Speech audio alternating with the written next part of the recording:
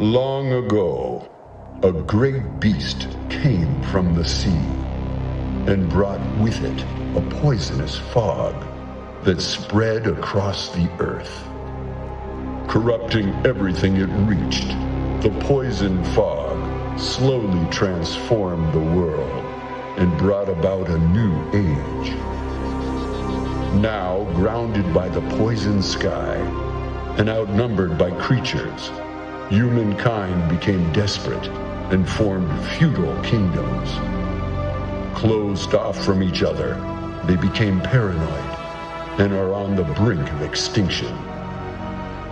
Those deemed undesirable, such as criminals or the ill, are cast out, banished into the depths of the Great Well, a pit of the diseased and undead.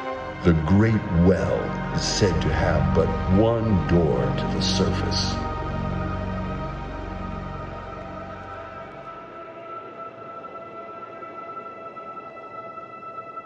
Does that voice sound familiar? If you're a Castlevania fan, it should. That's Robert Belgrade from Symphony of the Night. This is just the first example of how Lunacid really wears its inspirations on its sleeve. Welcome friends, today I will be taking an in-depth look at the new retro first-person dungeon crawler Lunacid. This game was made mostly by one person, Akuma Kira, and the passion just oozes out of this game. I will be looking through the entire game and achieving all the endings, so if you don't want any spoilers, just come back after you've beaten the game yourself. During this first cutscene, the world is set up a bit and we get our hand chopped off and dumped down this massive well. How lovely. We load into the game and the first thing we'll take a look at is the main menu and the options. You'll notice there are quite a few video filters, which is a really neat feature. There's also like an old style game manual, which I really like. It really captures that feeling of old manuals from PS1 or PS2 games. The character creator is pretty bare bones, as we never actually see anything other than our hand, but you can upload a custom PNG, which is a neat little feature. There are a bunch of starting classes to choose from, but these don't really dictate much besides your starting stats and what elements you are strong and weak to.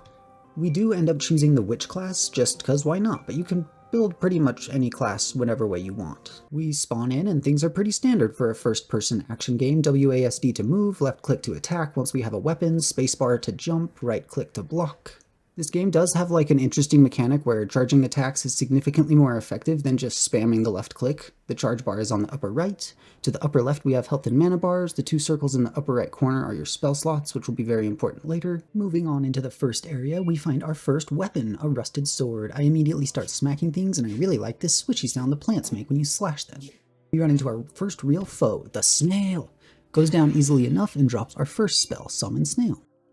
This is pretty useless, but it is fun, and we will need all the spells for one of the endings, so it's nice that it drops so easily. The next enemy I run into is called a shulker, and it curses me. This is a status effect that makes it so you can't swing your melee weapon for a limited period of time. It's pretty annoying when you don't have any spells yet, but not long after this we find the flame spear, which will be our bestest friend for the first few sections of the game. We encounter our first NPC, Demi, a little tiefling-looking girl with a massive scythe. She spirits us away to the hub world known as Wing's Rest. This will be our main base of operations, but it is separate from the rest of the world. Think the Firelink of Dark Souls 3, not the Firelink of Dark Souls 1. We meet some lovely NPCs here, including the alchemist Etna, who sounds like they came straight out of a Croc game, adorable. We also notice Clive, who is just a bone man who tells you stories if you are so inclined. Demi also hangs out here, she doesn't really do much. We have a shopkeeper named Cheryl the Crow. She sells you health and mana potions, which is incredibly useful.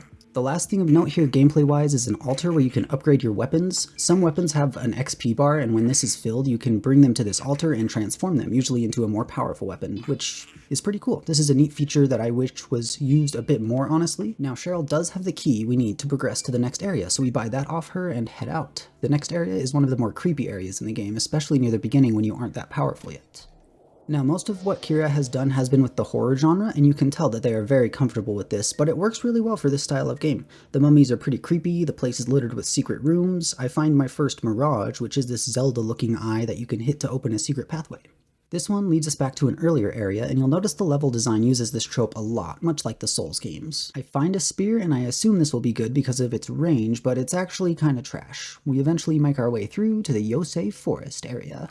This place is unsettling, but in a strangely beautiful way. I love the use of the lighting here. There's lots of different enemy types here, but the fire spell seems to be very good at burning things. Who would have thought? We make our way down into some roots, and I'm attacked by Venus and Neptune fly traps. After exploring a bit, I run into an NPC named Patchouli, and I notice she has $1 health potions. I don't even bother reading the description, I just stock up, because this must be OP, right? Nothing could go wrong. This area also loops back to the forest entrance, again, like the previous area did. I jump down the hole with my new potion in hand, and oh no, it's a trap. After reading the description, the potion actually damages anyone who is not a vampire. We break through this wall and end up in the accursed tomb, where I find a plaque that tells me to light the 3 fires of Prometheus, whatever that means. I find another sign that says entrance, but it's closed. Damn it. Being attacked by an invisible enemy called a Migo, so I just ignore it and light the first lamp I find. This Migo doesn't seem to be taking much damage from my physical attacks, but the cursed paintings that's in this area are actually weak to physical attacks. I like this way of showing the player fairly early on that you will need to be wary of the different damage types in the game, and when dealing with different types of enemies, you may need to be using what they're weak against. Deeper in this catacombs area are these terrifying mare enemies that are just these floating horse heads, and the first time I saw one of these, I actually teleported back to the hub out of reflex. I just did not get it on camera, unfortunately, but it was pretty funny. I take this opportunity to see what the fuck that was all about with the potions, and Patchouli doesn't really seem to care much. She asks us to find a skull, sends us on missions. So, being the gullible adventurer I am, I say yes. I find my first healing spell, Holy Warmth. We saw this from below earlier, which is a nice little touch. You could see it from the forest floor. There are some new enemies up on the canopy, but my tactic of light it on fire and run until it burns to death seems to be working remarkably well. We find the skull Patchouli asked us to find, but decide to explore a little bit further. I go for this item here, but get stuck and panic warp out before I fall to my untimely death. I find this note on the ground in the forest that tells me how to open the flower pods, and I really like this kind of environmental hint.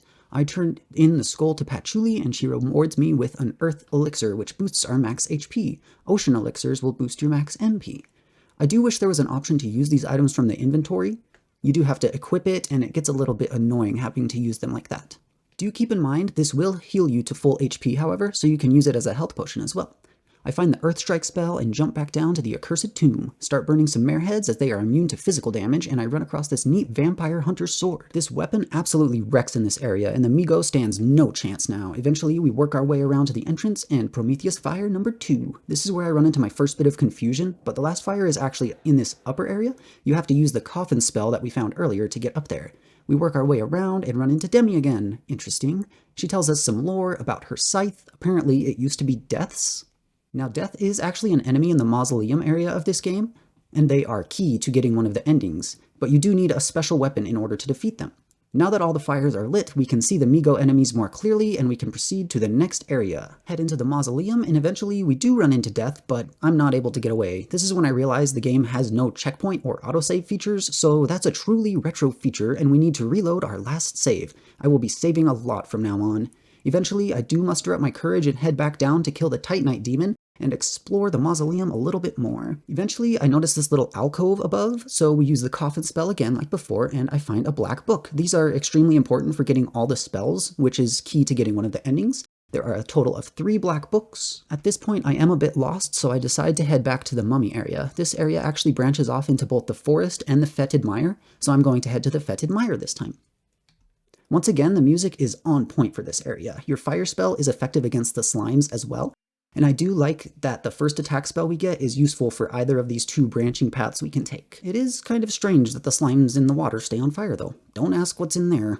My favorite part about this area is this massive open room. You can even hit enemies with ranged attacks from way up here. This game is absolutely gorgeous. The flame spell isn't quite as effective against the skeleton slimes, but luckily we have this halberd from earlier that's very, very good. This is the first time we run into being poisoned.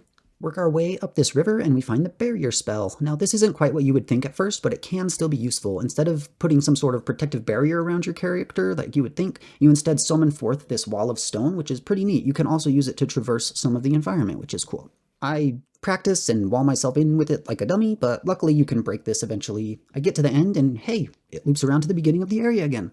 I do really like this level design. It's very Souls-esque, and it's nice to have kind of a recurring gameplay feature that you can, I'm going to find my checkpoint if I keep going. Keep going, and further on, we find the Wind Dash spell. Now we can unleash our inner Skyrim. I find this strange Underworks area, which reminds me a lot of the Oblivion sewers, but this area is full of some really creepy mutated rats. The kings and queens seem to be like multiple rats linked in one body. It's disgusting. This area loops back to the save crystal, but other than that, it isn't too useful. I notice here that enemy respawns actually aren't tied to healing at a crystal like a bonfire. They are tied to when you load into a new area. We head to the next area, the Sanguine Sea. This area links to the Fetid Mire, the Catacombs, and the next area, the Castle. The sea is absolutely breathtaking and very different from the rest of the game. It's a massive open sea of blood as far as the eye can see, with massive landmarks looming in the distance. Add in some eerie music fading in, and this is one of the most memorable areas of the entire game. I do wish the enemies were a bit more interesting, but this mostly acts as a way to link areas together. We head over towards the castle, and I absolutely love this walk up the stairs.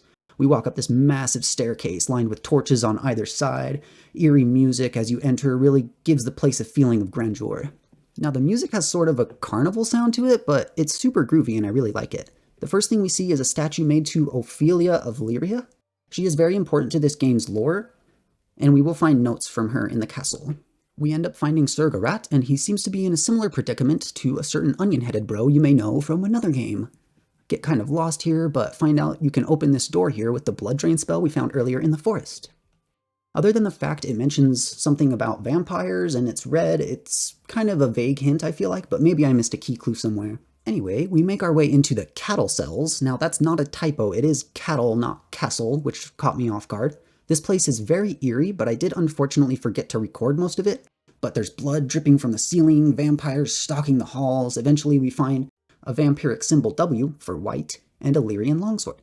This is another one of those weapons with an XP bar, so I get straight to work on that. I just kind of assume this symbol is what I need to open the main gate, and it turns out I'm correct. Excited to tell him the news, I rush over to Sir Garat, but he's already gone. The music in the castle hallways is very up my alley, and I enjoy it a lot.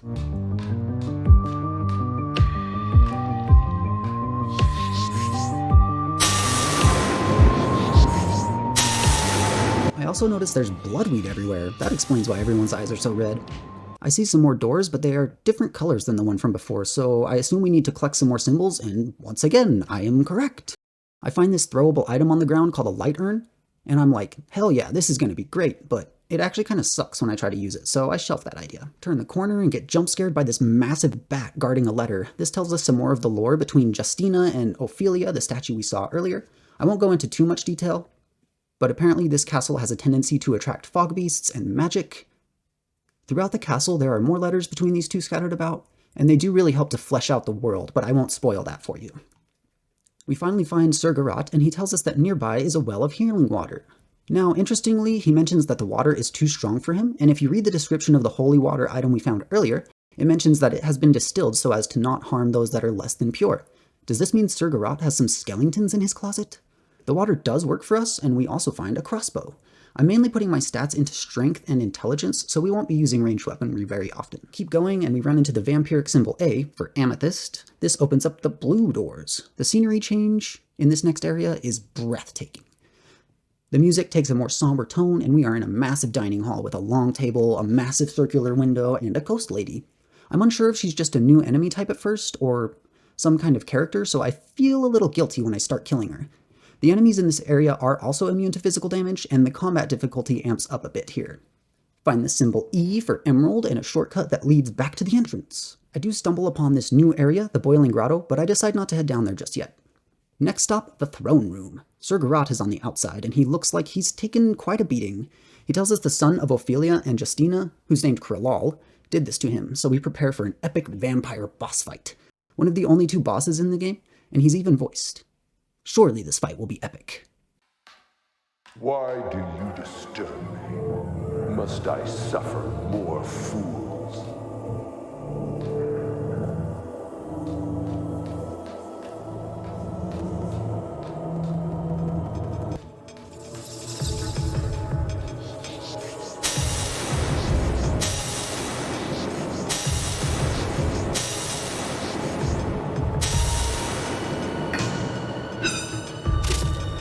Well, my melee attacks are doing next to nothing, so chug some mana potions, spam the lightning spell until he dies, I guess. Scariest thing to look out for is this attack where he turns into a bunch of rats. It does a ton of bleed damage. Now, because of the way bleed works in this game, it's basically potential damage. So you'll see the faded health bar. That will come back after the bleed stops, but if you take damage, all that damage will become permanent. So being poisoned and bleeding at the same time is really, really bad and something to watch out for. After beating him, he tells us we may pass, but beware the depths below. I tell Garat the good news, and his first reaction is, oh boy, now I can fight a real opponent. Buddy, you just got your ass handed to you. What hope do you have of beating the ultimate combatant? Oh well, onward we go to the Terminus Prison. This is the first time I noticed my Lunacid going up, and this is a mechanic that really doesn't do much. I think it buffs your spell damage, and the game honestly does an awful job of explaining how it works. I know in the manual it goes into more detail, and that is on the main menu, but most people are not going to read that.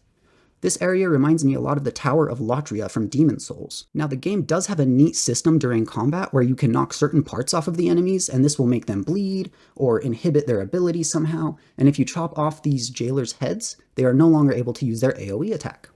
The notes we find here are quite disturbing. We find the key but can't get back up to where we were, so we proceed on. Find Grot without his weapon and he asks us to retrieve it.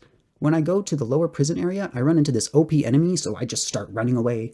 We do find a fishing spear on a corpse, and this weapon is super effective against that OP enemy. I like that the weapon that is useful against the hard enemy is near the hard enemy.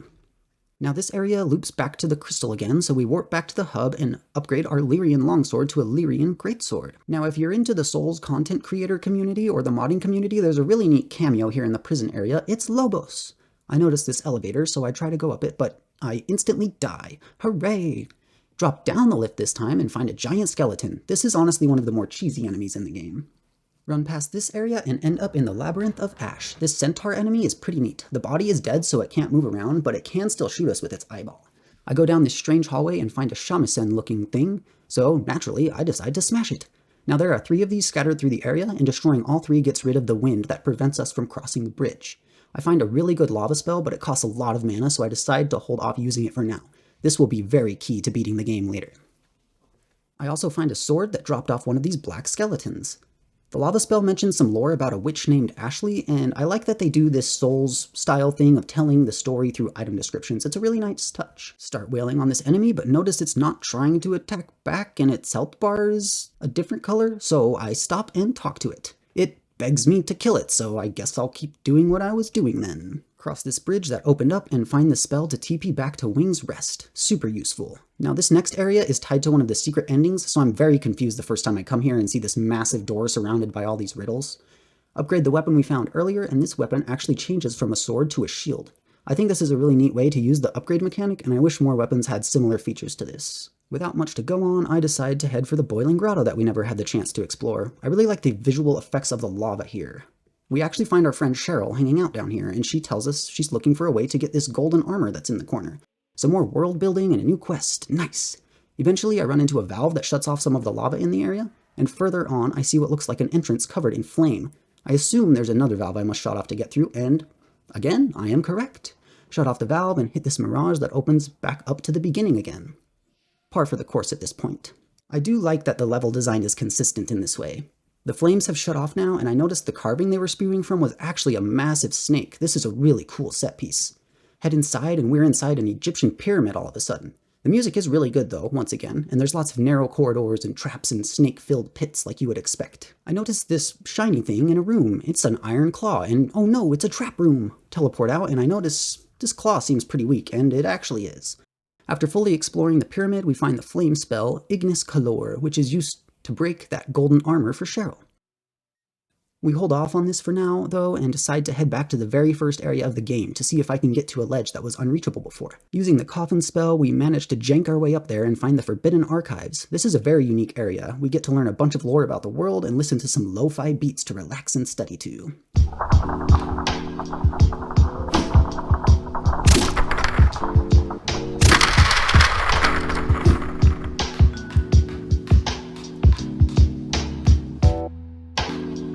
I take a minute to just admire the view. Indoor flora with paper slowly drifting down from the ceiling, a beam of light filtering through the window. Kira definitely knows how to set up an atmosphere in this game. We keep going and find more snails! Find a really neat spell called Light Reveal that shows you the stats of enemies, including resistances, etc. Now this is a very creative spell, and I like this a lot. The music shifts again, and just listen to how funky this slap bass riff is. I couldn't help but dance.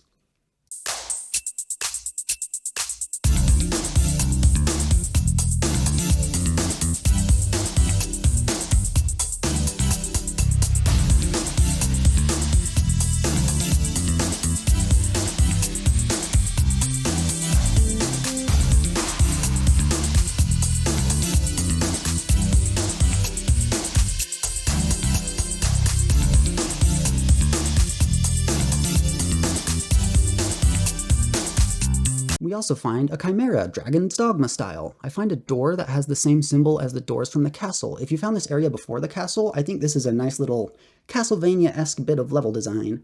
We find an old man down here named Daedalus, and we finally have a use for these black books we found. Now, he teaches you a spell for each black book you bring him. We go through the door and end up in Latest Chasm. Now, if you don't have the right spells, this is probably the most frustrating part of the entire game. This skeleton falling off the cliff is a nice way to draw the player's eye to where they need to go, but trying to climb up this cliff without rock bridge or a carrion flight is extremely difficult.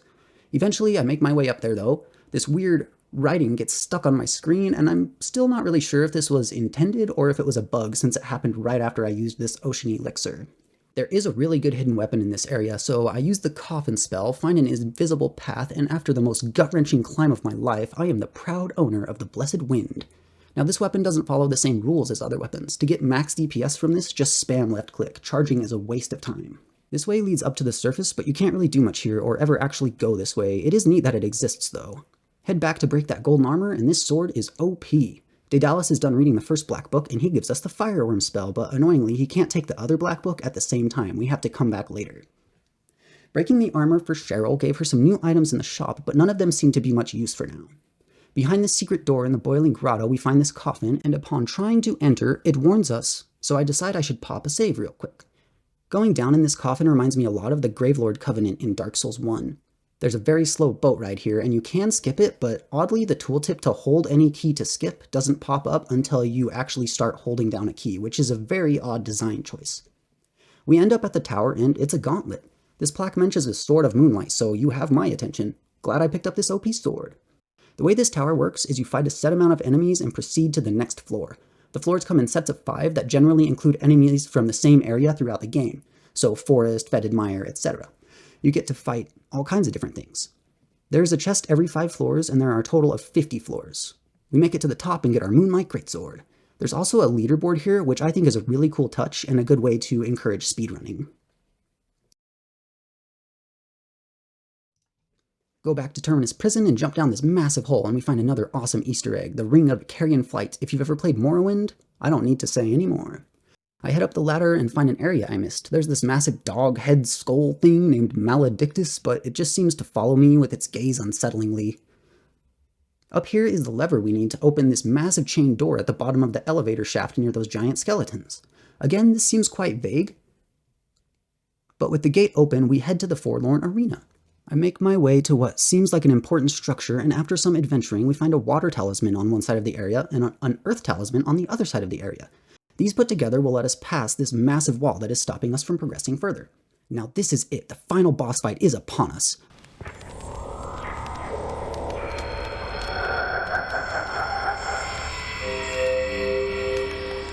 Garrote strolls in and gets absolutely murdered, and then the boss flings his corpse at us like Artorias does in Dark Souls 1.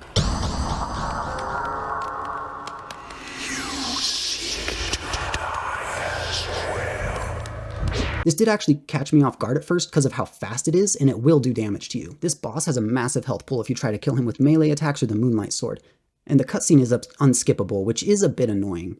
Get the boss low enough and you will trigger a cutscene where everyone teams up with the power of friendship.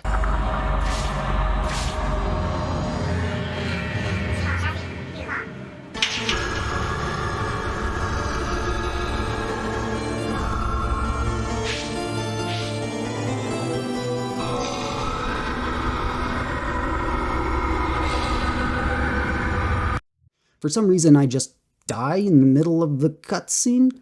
Alright then, take 2. This time I use the spell Lava Chasm against the boss, and his health bar goes down much, much faster. Survive this cutscene this time and get to phase 2, and a strange armored figure, this is actually Clive Boneman by the way, throws us the Lucid Blade, which is just an upgraded version of the Moonlight Blade that does both dark and light damage.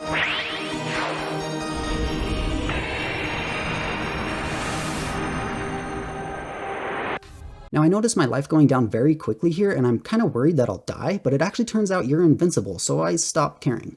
Destroy these chained rocks, smack the boss a bunch, and he finally dies.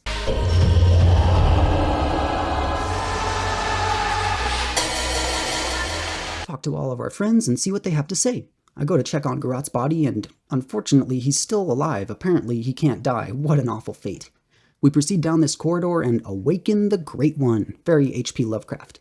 Now, the endings in this game, I think, are the weirdest endings in any video game I've ever played, and I'm not exaggerating. Just take a look at this.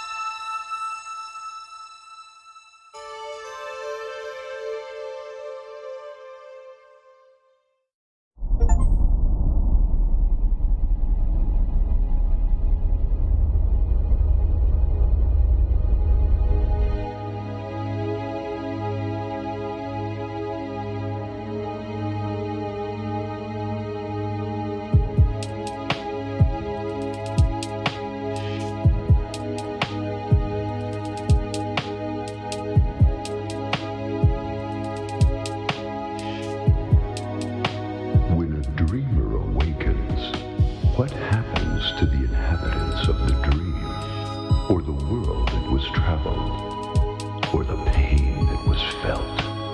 The experience will linger sometimes, and the dreamer will remember. Some aspects of the dream will travel the veil and live with the dreamer in the waking world. There are no credits here, because this isn't the end. Newest of the fallen, take up your sword and fight. The game boots us back to the main menu, but we're not done yet, ladies and gents. There are 4 endings, and I'm going to get every single one of them. One of these is tied to opening the door in Abdul's passage, and in order to do this, we will need to do 3 things. The first is to use the blood drain spell on that weird shell monument that's in the mummy area. Then, we need to kill death itself. Also, we need to kill the Jotun that wanders the Sanguine Sea. Doing each of these will give you 10 of these coins, and you need 30 of these to open the gate in Abdul's passage. It turns out Cheryl sells the Jotun killer, so we will need to farm some silver for that, but I decide to take out Death first. In order to kill Death, you need a weapon called Limbo, and boy is getting this one convoluted. There's a broken blade that spawns outside the final boss door, however it will only spawn on the day of a full moon in real life. This means I had to Google when the next full moon was, set my system clock accordingly, and reload the game to get the blade. At first, I thought this was just tied to your lunacy, but it is tied to the actual full moon in real life. I hate this. To fix the broken sword, we will need Fractured Life and Fractured Death, which are hidden in some secret passages in the same temples we found the earth and water talismans in earlier. With all the pieces ready, we head to Etna, the alchemist, and use alchemy to put the broken sword back together. Set out on our quest to kill Death. Head to the mausoleum and just watch this riveting boss fight.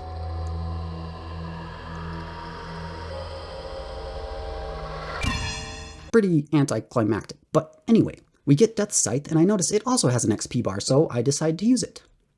Now, once Death is gone, a really interesting thing happens. All of the NPCs will just despawn completely, and the world will be haunted by these new enemies called Spectres. What you need to do is fill up the weapon XP bar for the Scythe, go back to Wing's Rest, upgrade it at the Forge, and this will reanimate Death and bring back all the NPCs. I panicked so hard when I noticed this the first time because I thought I soft-locked myself out of the other endings.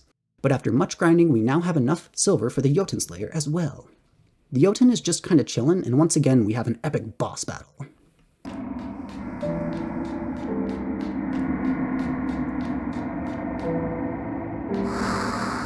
With all the coins in hand, it's time to head over to Abdul's passage and get another very weird ending.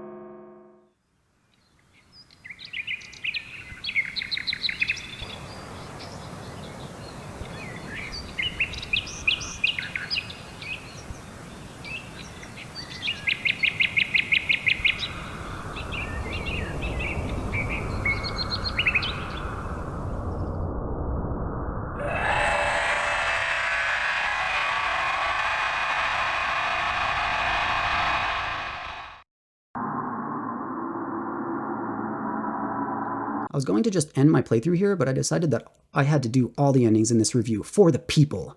The next ending we will be going for involves getting all the spells and doing this secret VHS tape quest. Now the first VHS tape is in the Temple of Silence in that weird gutter area.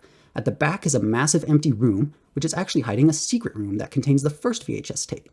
Now in order to play this tape, we need to find another secret room that's hidden in the catacombs, but we find that, play the tape, and it shows us that we can shoot a grate here in the Temple of Silence sewer area where we just were, with the lightning spell to get a key. Go and do that, and this key is used to open another hidden wall in the catacombs.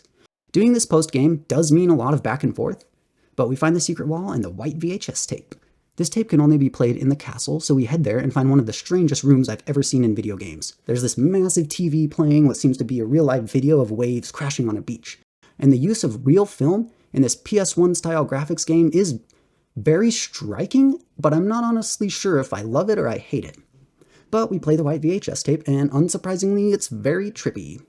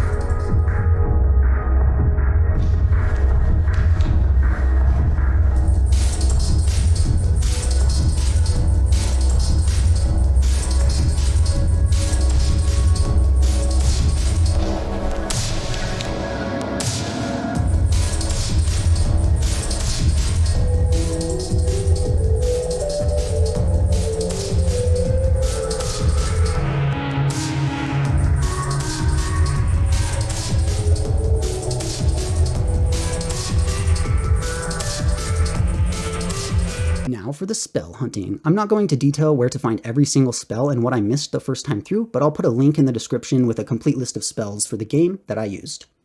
Find a hidden ballroom, fight this boss in a hidden battleground to get the last book, flirt with a slime girl, and we have all the spells. Our work is now done, time to enjoy the final two endings. The secret ending for getting all the spells is triggered by simply going to the Great One after getting all spells and doing the VHS quest. The ending starts the same, but we're on the moon now, being encircled by the Great One. This is one of the weirdest things I've ever experienced. We're now playing a rhythm game in first person. Use WASD to slash your sword in the corresponding direction in time to the beat or you will take damage. Now this is really neat, but there's one section where the visual style just gets so confusing I can't tell what's going on, and I just kind of gave up and died. Eventually I got it, but I just had to guess what the pattern was until I figured it out. So the visual cues I think are way too confusing for this. But after some dumb luck I survive and get this ending. Guess we're the dreamer now.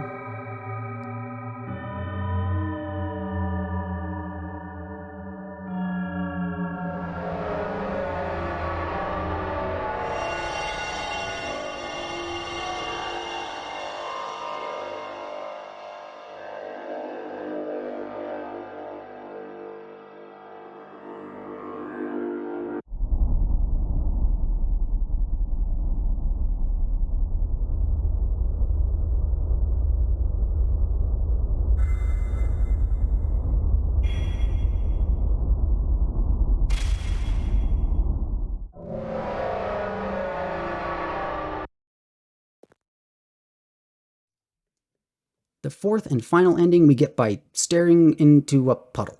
I stare into the wrong puddle for an embarrassingly long time, and then find the right one and trigger our last ending. This one breaks the fourth wall, which is kind of interesting, but I'm not sure what else I expected from an ending you earn by staring at a puddle.